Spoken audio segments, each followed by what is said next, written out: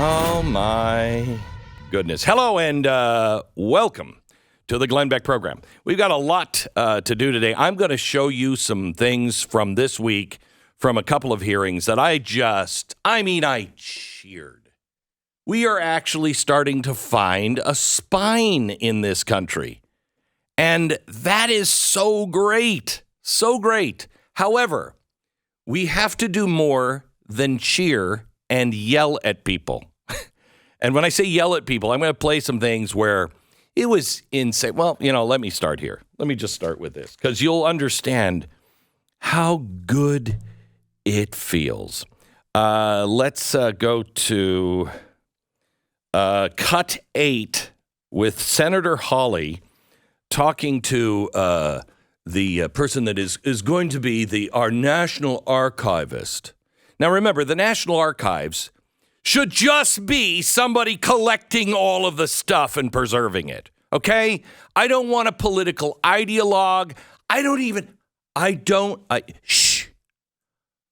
want somebody that nobody even cares to meet, okay? It's like, yeah, you're going to have to meet the archivist just to, get that paper, and they're so boring. But just tolerate it because the stuff in the vault is really cool. Okay? That's who I want. But that's not who we're getting. Remember, the National Archives are now saying, this document here is very triggering. Yes, if you're King George III, it shouldn't be triggering to you now. But I don't know, the National Archives, it's kind of dicey. So who do we have? We have somebody who is a lefty. And on the second hearing in the Senate, she was kind of caught in a little trap because on her first one, they had some tweets from her that were like, you know who I just hate? All Republicans. I mean, just crazy stuff that she tweeted out.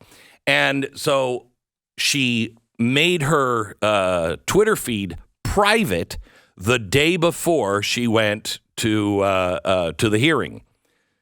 And they only had a couple of her tweets, and they were going to use them, but they only had a couple of them that they had printed off because she left it all open.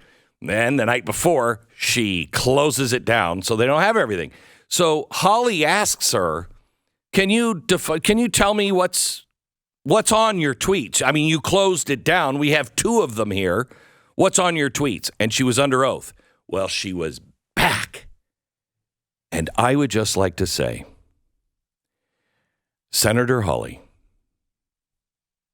I mean, whatever you need. I mean, if you need my wife to make you some lasagna, bring it over. I'll personally put it on the fork and feed it to you if that's what makes you happy. This exchange made me very happy. Dr. Shogan, when you were here last year, a number of senators asked you, including me, a series of questions about articles you'd written, public statements you had made on social media that were, I have to say, pretty grossly partisan, and I thought offensive, and you and I went back and forth about it. After that, a number of us asked you questions for the record relating to these statements. I want to follow up on one of them.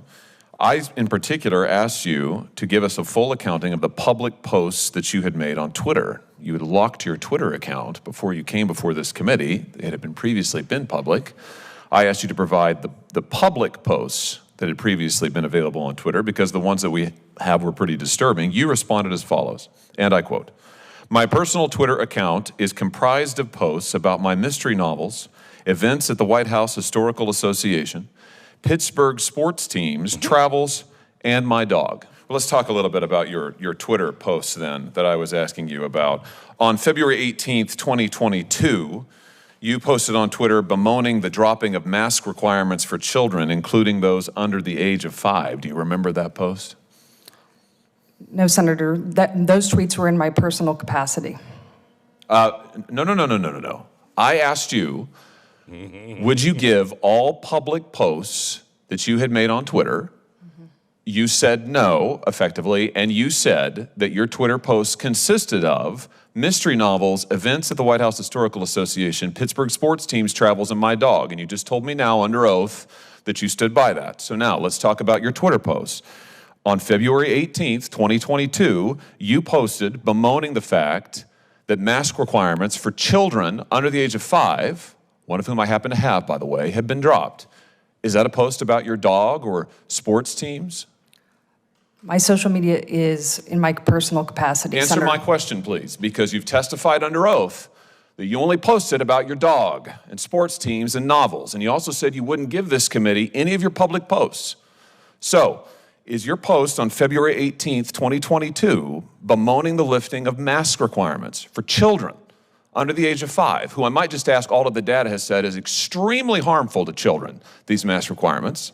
We'll leave that aside for now. Is that a post about your dog or sports teams? Yes or no?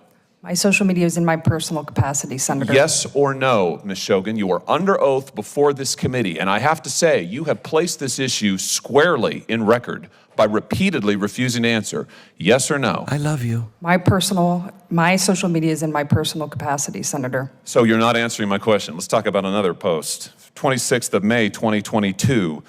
You talk about an assault weapons ban, retweet a post, ban assault weapons now. Say you agree with this idea that you have to be a certain age to buy so-called assault weapons in America. Is that a post about sports teams or your dog or mystery novels? My social media is in my personal capacity, Senator. I have to say, I have been here for 4 years in the Senate. I have never seen a witness stonewall like this before. Never. And I've seen a lot. This is extraordinary. I mean, this is unbelievable. And you want to be the archivist of the United States. You lied to us under oath. You lied to us in your QFRs. You just lied to me a second ago under oath. And now you're sitting here stonewalling, not answering questions about public posts that you've made. Dr. Shogan, I'm going to ask you again. Will you give to this committee your public posts on Twitter? Will you make them available to this My committee? social media is in my personal capacity. Mr. Chairman, I have to tell you, this is the most extraordinary thing I have seen in my brief time in the Senate. I have never seen a witness blatantly lie under oath like Dr. Shogan has just done to this committee, stonewalled this committee, and just repeatedly refused to answer my questions about her own posts that are in public. For these reasons, I will oppose your nomination, and I strongly, strongly urge this committee to take action on this and force this witness to own up to the fact that she is misleading us right now before our eyes, Mr. Chairman. I mean, don't you love him? Now, here's the thing I want to point out. That was a shortened version. The long version is like 8 minutes, and it is so satisfying. It is so satisfying. He's the first person that I have heard. I shouldn't say that. This has been a good week for this kind of stuff. That are actually holding people's feet to the fire. Now, it makes no difference if it's all just words. And let me tell you why. There is a great McIntyre opinion piece on The Blaze today. Media acceptance of the lab leak theory is the turning of the COVID ratchet.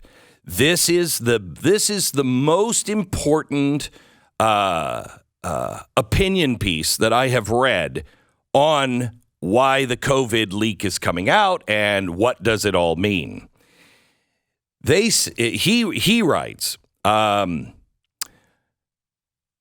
if you thought this monumental collapse of credibility, this sudden implosion of certainty of the science would give the media moments hesitation, you were sadly mistaken. The progressive chattering class spent their days forcing the American public to pretend that men could become women at cultural gunpoint.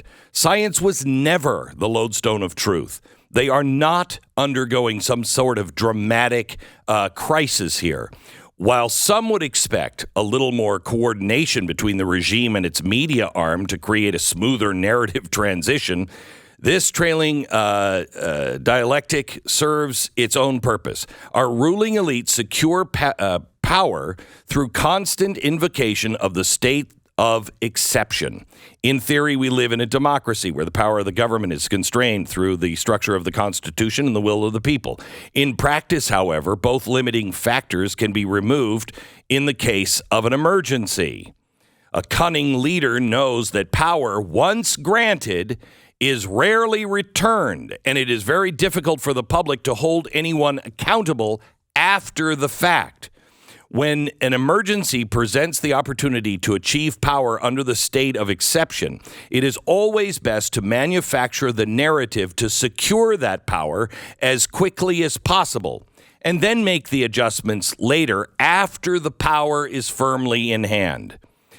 The pandemic allowed for the creation of an indefinite state of exception, during which the regime could lock down its political opponents, unleash its own supporters to punish those who opposed them. Churches, gyms were shuttered, abortion clinics, Walmarts were deemed essential. Leftist corporate allies like Amazon acquired near monopoly on commerce, while their local retail competition was driven into bankruptcy. Trump supporters were forced to attend the funerals of their loved ones on Zoom, while Joe Biden voters drank champagne in the streets to celebrate his election. Politics, after all, is about rewarding your friends and punishing your enemies. He goes on to Trump and The View, et cetera, et cetera. But what we are now observing is the process by which our ruling elite consolidate the power they gained while reconciling their narrative to something that more closely resembles reality. Bit by bit, the powers have had to admit the truth behind most of the conspiracy theories that they so violently attacked. This slow drip of truth is not some admission of failure or culpability. It is instead designed to turn the political ratchet. Conservatives and COVID skeptics get to feel vindicated. We have a moment of, aha, I told you so. Yet nothing changes. The power isn't taken back. No one serves a punishment for the crime. We must understand that what Hawley just did there is so satisfying.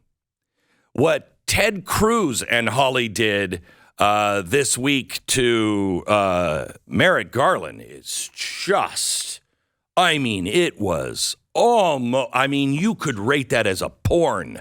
We should go through that at some point. It was so good. It was so good. Hauk incident. Yeah. Mm-hmm. We'll play this. We'll play a cut if you haven't heard it yet.